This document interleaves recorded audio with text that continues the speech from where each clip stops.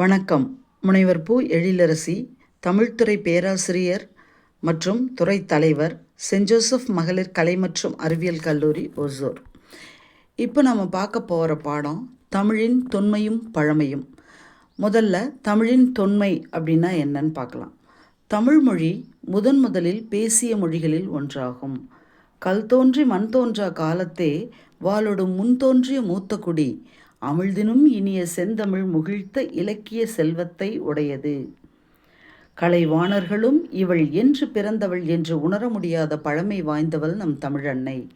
இத்தகைய பழம்பெருமை வாய்ந்த தமிழ் மொழியானது விந்திய மலை தாண்டியும் பரவியிருந்தது என்றால் அது மிகையாகாது. மக்கள் வாழ்க்கையிலிருந்து முகிழ்ப்பதுதான் இலக்கியம். எனவேதான் மொழியே வாழ்க்கையின் கால கண்ணாடி என்றும் மொழி வாயிலாக வாழ்வினை உணர்த்துவது இலக்கியம் என்றும் அறிஞர்கள் கூறுகின்றனர். தமிழ்நாட்டின் எல்லையும் பெருமையும். வடவேங்கடம் தென்குமரி ஆயிடை தமிழ் கூறும் நல்லுலகம் என்று தமிழ்நாட்டின் எல்லையை குறிக்கின்றார் பனம்பரனார். அதனையே இலக்கிய வரலாற்றில் லெமூரிய கண்டம் என்பர். தமிழ்நாடு லெமூரியாவில் இருந்தபொழுது எகிப்து நாடு நீரில் இருந்தது என்கின்றார் ஸ்காட் எலியட். எனவே எகிப்து தோன்றுவதற்கு முன்பே தமிழ்நாடு தோன்றியிருக்க வேண்டும் என்பதை இதன் மூலம் அறிய முடிகிறது. பாரதத்தின் முதல் நூலான வியாச பாரதத்தில் மூவேந்தரும் தர்மனின் ராஜசூய யாகத்தில் கலந்து கொண்டனர் என்பதாக வரலாறு கூறுகின்றது. பெருஞ்சோற்று உதியஞ்சேரலாதன் என்னும் சேரவேந்தன் பாரத போரில் வீரர்களுக்கு உணவு கொடுத்தான் என்று புறநானூறும் 10 கூறுகின்றன. தமிழ்நாடு பிற நாடுகளோடும் தொடர்பு கொண்டிருந்தது என்பதை வடமொழி இலக்கியம் மூலமாகவும் கீழை நாடுகளின் பழக்க வழக்கங்களாலும் அயல் நாடுகளுடன் செய்த வாணிபத்தாலும் அறிய முடிகிறது. வடநாட்டார் தொடர்பு. சந்திரகுப்தனின் அமைச்சனாகிய சாணக்கியர் தான் எழுதிய அர்த்த சாஸ்திரத்தில் பாண்டிய நாட்டின் தலைநகராகிய கபாடபுரத்தினை பாண்டிய கபாடம் என்றே குறிப்பிட்டுள்ளார். அசோகனின் கல்வெட்டுகளிலும் தமிழ்நாட்டை பற்றியும் அதிலும் சிறப்பாக மூவேந்தர் பற்றிய குறிப்புகளும் இதில் இருக்கின்றன.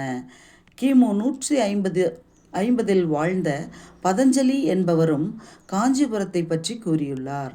இதிலிருந்து தமிழர்கள் வடநாட்டோரோடு தொடர்பு கொண்டிருந்ததை அறிய முடிகிறது. கீழை நாடுகளோடு கொண்டிருந்த தொடர்பு. சுமத்ரா, பர்மா போன்ற கீழை நாடுகளில் நடைபெறுகின்ற திருவிழாக்கள் தமிழர் திருவிழாக்களைப் போல நடைபெறுகின்றது. மேலும் அங்குள்ள கோயில்களில் திருப்பாவை, திருவெம்பாவை, தேவார பாடல்கள் ஓதப்பட்டு வருகின்றன. அங்கு நடைபெறும் திருமணங்களும் தமிழர் திருமண முறைப்படியே நடைபெறுகின்றன. நம் தமிழர் சுமத்ரா, பர்மா போன்ற கீழை நாடுகளோடும் தொடர்பு கொண்டிருந்தனர் என்பதை அறிய முடிகிறது. அயல் நாட்டார் தொடர்பு.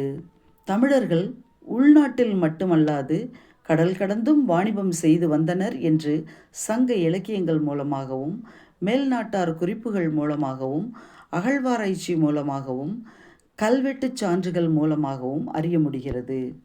பட்டினப்பாலை என்னும் சங்க இலக்கியத்தின் மூலம் தமிழர் கிரேக்க, ரோம நாடுகளோடு வாணிபம் நடத்தி வந்தனர் என்பதை அறிகின்றோம்.